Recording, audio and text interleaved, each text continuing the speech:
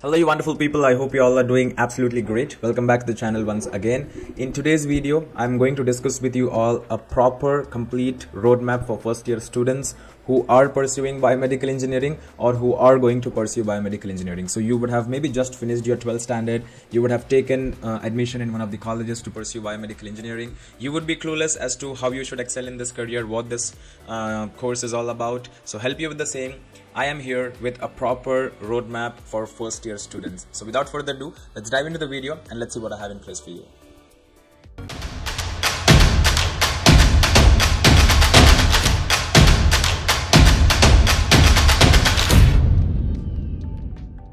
Okay, so I believe you guys can see the screen. So basically I have used mind mapping principle to make this roadmap for you guys. So when you're in first year, you have to basically focus on three primary things, which is basically building up your academics, then building up your skills, which is needed to get a job in the end after 4 years, or also to get internships maybe in your second year, third year, or whenever you plan to do an internship.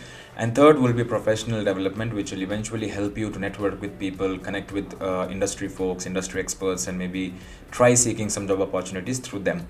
So first of all, what I will be doing is I will be telling you guys about academics. So when you are in first year, you don't have to focus much on the core biomedical subjects, because the first year there are 2 semesters. First semester is when you have to build up your basics. Okay, so building up your basics is again a very important thing, and you would have studied physics, chemistry, biology in your 12th standard and your 11th standard. But when we speak about biomedical engineering, we will be just focusing on the important topics that you need to know when you're covering up these basic subjects. So first of all, let's go to physics. In physics, you have to completely focus on 2 important topics, which is mechanics and electricity and magnetism. Okay, and when I talk about mechanics, again there are 3 important topics that you need to be familiar with. First is kinematics, which is in motion, statics, which is in forces at rest, and dynamics, forces and motion together. So these are important topics that you need to cover when you are studying physics. In physics, there are 2 topics, mechanics and electricity and magnetism. And in mechanics, there are 3 important topics. And where to study this from? I have also given a free resource wherein you can study and you can start studying these subjects. So make sure you are not like today you are studying one topic, tomorrow you are studying one topic. No, I am explaining it to you in a flow. You have to study the specific things in that proper systematic way only. So if you open this link, I believe you guys can see the screen. Yes, you can see the screen. So this is a website called Khan Academy. So all the topics that I have mentioned, I have all these things you can study. So basically you study this one course and it will pretty much completely cover all the topics that I have told you guys, and there are some questions which you can practice and things like that. Okay, so once you are done with mechanics, you will move to electricity and magnetism, wherein you will have to study about electric charge, electric field, potential difference, circuits, series and parallel, DC circuits, power calculations. And in magnetism, as you know, like magnetic fields, electromagnetism, induction. Why is it important? Because when you are going to study in future about MRI scanning machines, CT scanning machines, all these machines work with the principle of magnetic fields. So you need to understand how these things work, and you have to build your basics. So when you talk about electric charge and these kind of things, again I have given a course wherein you can cover all the specific topics, and if you just open the link, it will redirect you to the Khan Academy page. Unfortunately my internet is slow, so I will wait for that page to load maybe, or I'll try opening it once again, I don't know. So okay, anyways, the link should be working when you open it. So it is pretty much same as the last link I opened. It's a free course. So once you study mechanics and electricity and magnetism, you closed physics and then you move to chemistry. In chemistry, you have to focus on 3 important topics: general chemistry, organic chemistry, and biochemistry. Not very much important for a biomedical engineer, but later on, if you're not getting job opportunities and if you want to switch to pharmaceutical companies as a sales rep or something like that, having this knowledge is really important. In general chemistry, again, you have to understand the atomic structure, periodic table, chemical bonding, states of matter, gas and thermodynamics, and things like that. From where you have to study it, I have given a link again. It's a YouTube channel, it's a playlist wherein if you're a web designer, you can cover pretty much everything. So it's a wonderful YouTube channel called Crash Course Chemistry. For general chemistry, there are around 46 videos, 10 minutes averaging each video. Finish that, amazing, like wonderful course which you can study. It's very like animated, you can understand things in a really good way, and so that's how you have to go about it. Once you are done with general chemistry, we will move back to organic chemistry, in which you have to study the structure and properties of organic molecules, functional groups, aldehydes, ketones and alcohols, organic reactions and mechanisms. From where you have to study it, again, crash course, same YouTube channel, I have given a link. You can go through the link and completely study. There are 50 videos, 10 minutes each, averaging, so you can finish that, and that will help you gain understanding with respect to organic chemistry. And finally, biochemistry. This is pretty important for you guys as a biomedical engineer, because you have to study about biomolecules, right? The molecules which are inside the body, the chemistry that happens inside your body. So structures and functions of biological molecules, metabolism, enzymes and biochemical reactions, pretty much everything I have covered. And there's one YouTube channel again where you have to study everything in detail. It is called Professor Dave Explains. So it is a playlist. So once you finish watching the first video, you can always see the second video on the right side of the screen, and just finish this course and you will be done with biochemistry.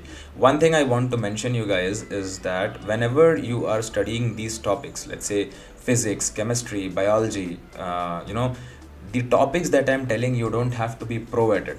Okay, you just have to, so physics, chemistry and maths, you just have to have a basic understanding, so that in future when you're studying core biomedical concepts, it helps you to understand the concepts and grasp whatever the professor or your college teachers are trying to teach you. Okay, so physics, chemistry, mathematics, you just have to know it. But when it comes to biology, it is very important, because you are a biomedical engineer. In biology, you have to focus on 3 important things: anatomy, physiology and cell biology. If you click on anatomy, you have to study about the structure and organization of the human body, major organ systems, skeletal, muscular, nervous, circulatory, digestive. So there are multiple systems you have to study about. From where you have to study it, again, I've given a YouTube channel playlist, a wonderful course from Crash Course. It is called Anatomy and Physiology. So all the things that you have to study here, which is anatomy, physiology. In physiology, you will be studying functioning of human body at cellular level, tissue level, organ level, systems level, homeostasis, control systems. So what I'm trying to say here is all this, like anatomy, physiology and cell biology. There is one YouTube channel which you have to study from, which is Anatomy and Physiology. 49 videos are there, and these videos are pretty much covering everything in detail, starting from the history and things like that. So again, any part of this channel, you just have to watch it basically, and it has covered cell biology, physiology and anatomy. So all these 3 topics are covered in one YouTube playlist. I've given the link in the sheet as well.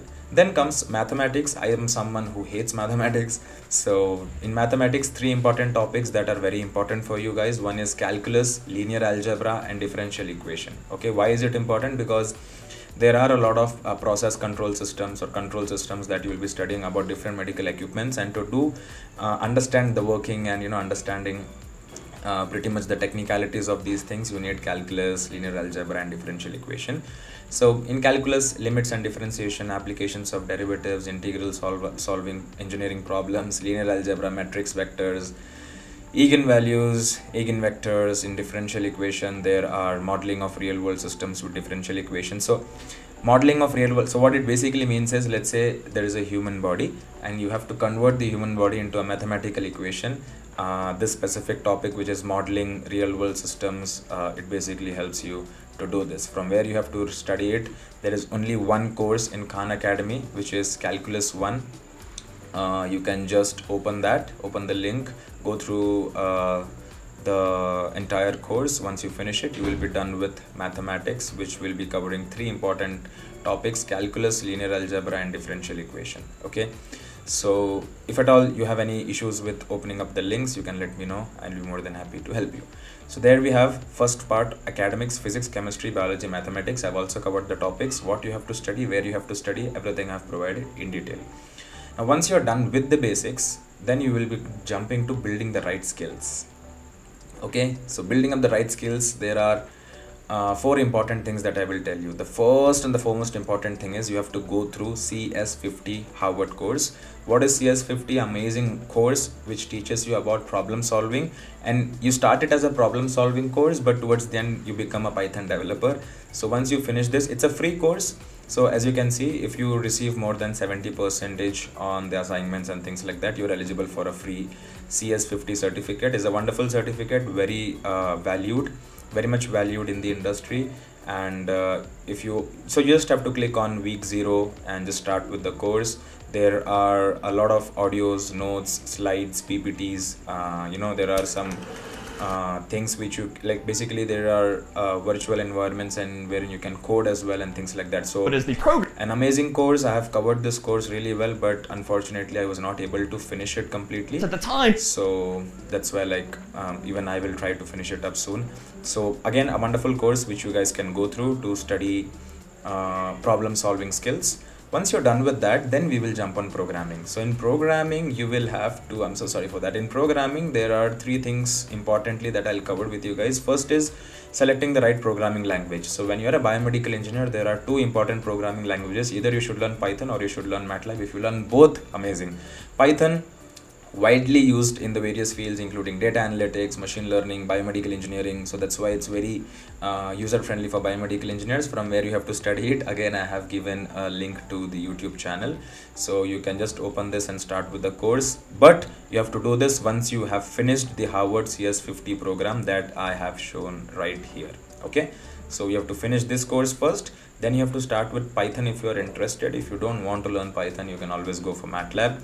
I'm sorry for that. MATLAB, again, it is basically used for scientific computing, data visualization, and it is very much commonly used by biomedical engineers to integrate different biomedical principles into technical things.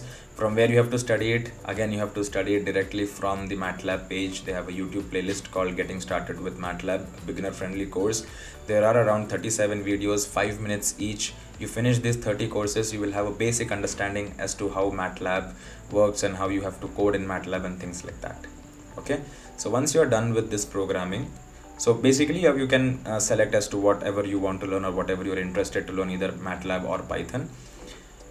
Once you're done with that, what are the other learning resources which you can use when you're simultaneously learning Python or MATLAB? There are Codecademy and DataCamp are some platforms wherein you can go through the free programming courses with respect to MATLAB and Python.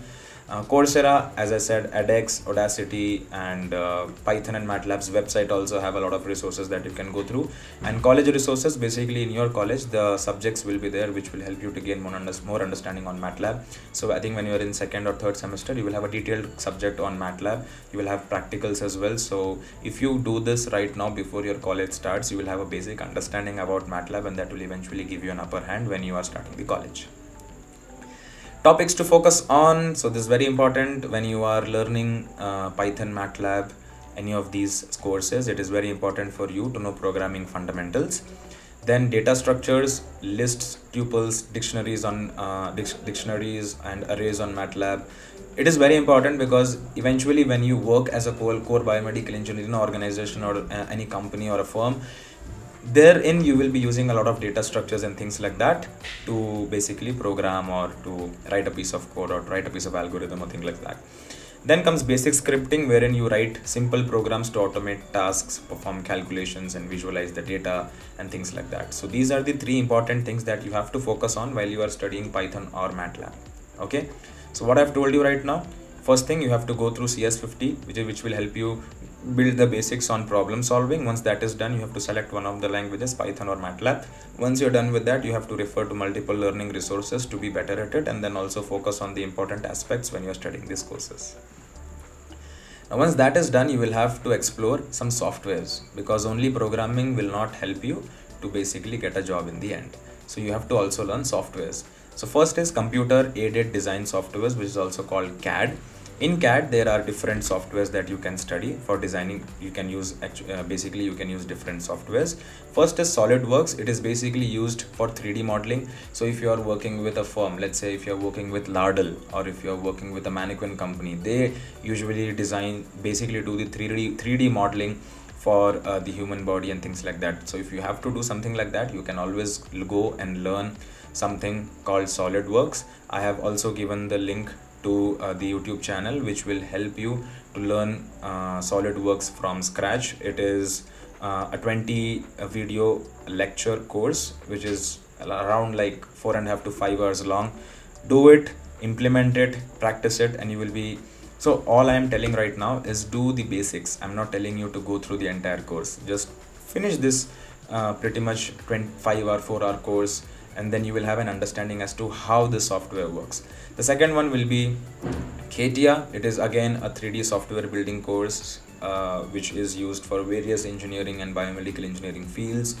You have to study it. Where you have to study it, again I have given a link, a free YouTube link which you can go through. Now this is a pretty long course which is around 120 videos, but absolutely worth doing it, because these are the courses which you can never learn in your college. So always good to have something different from your colleagues or your classmates.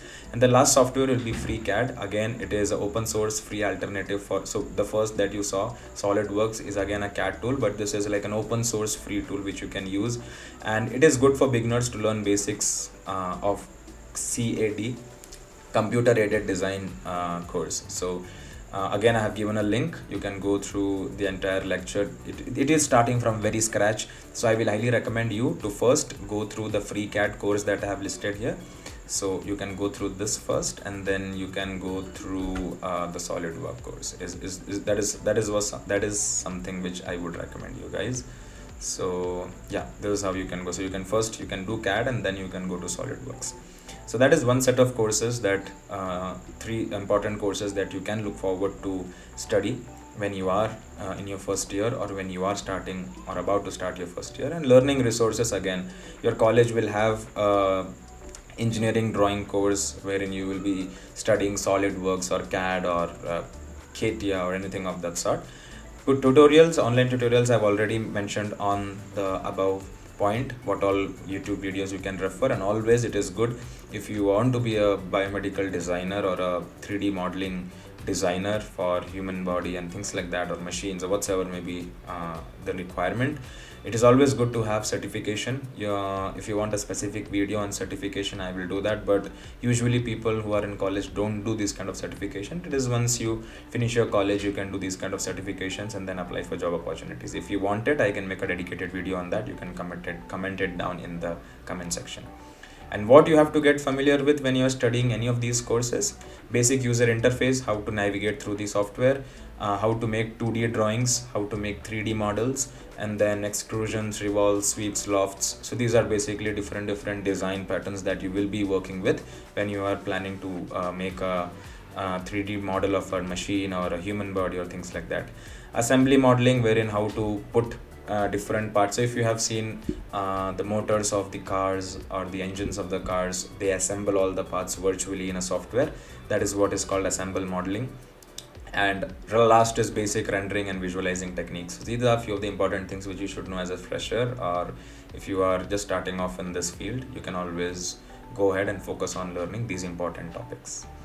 And the next one would be sharpening your communication skills, because just by having the skills will not get you jobs. So it is very important for you to have understanding about technical writing, public speaking, and scientific communication. Technical writing, basically you have to understand how to publish a paper, how to do research, how to write a thesis. So how to draft a proposal, how to write research papers, how to draft scientific reports and things like that. So you have to study about the formatting, referencing, citing sources, and then many universities offer technical writing courses and workshops. If you want to know that, I can always make a video on that, but if you just Google it, how to do technical writing, you can watch a YouTube video and you will pretty much get an understanding as to how you should be doing it. Public speaking, my favorite. So public speaking is a very essential skill that you should be having, because it helps you to develop confidence, get more clarity when you are presenting technical informations to an audience.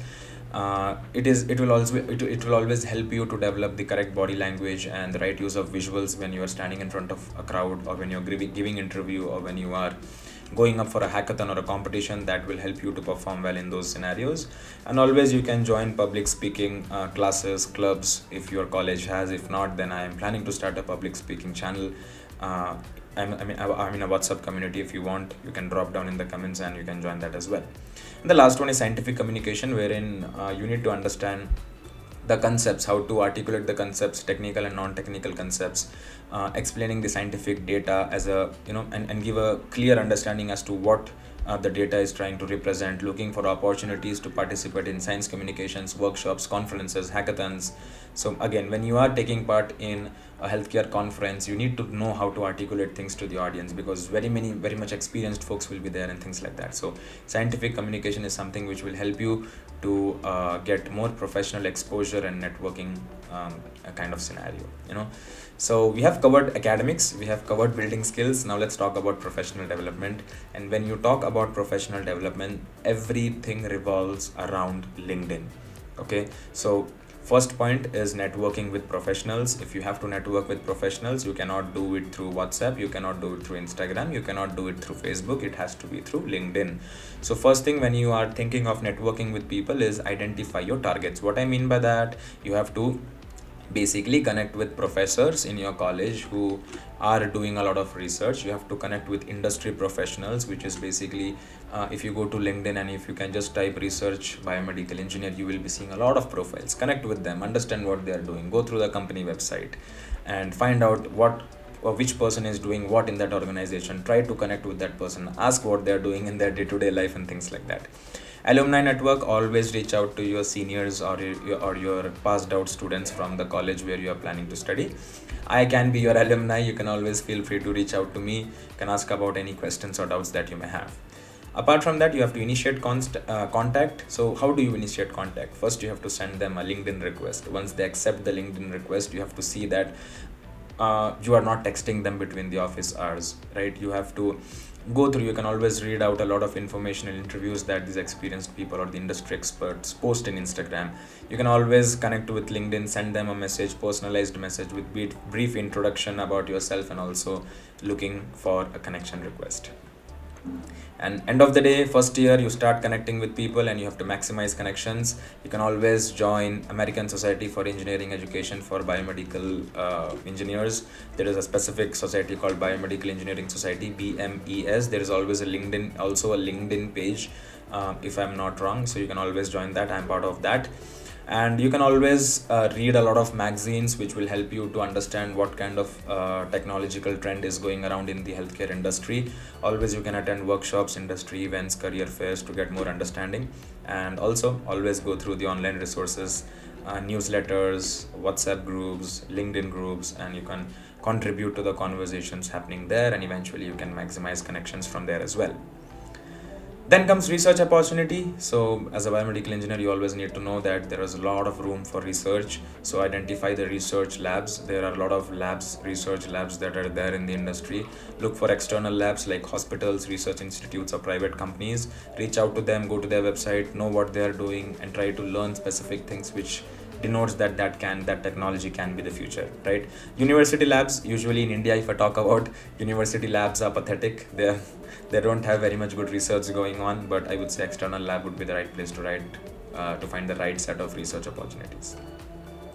Explore research areas. So familiarize yourself with research interest of professors in your department. So if your professors are doing some kind of research or paper publication or citations or proposals, go with them, understand, talk to them what kind of project they are doing, and understand and analyze as to what exactly is happening in the industry and how specific topic is going to impact the future in the biomedical industry.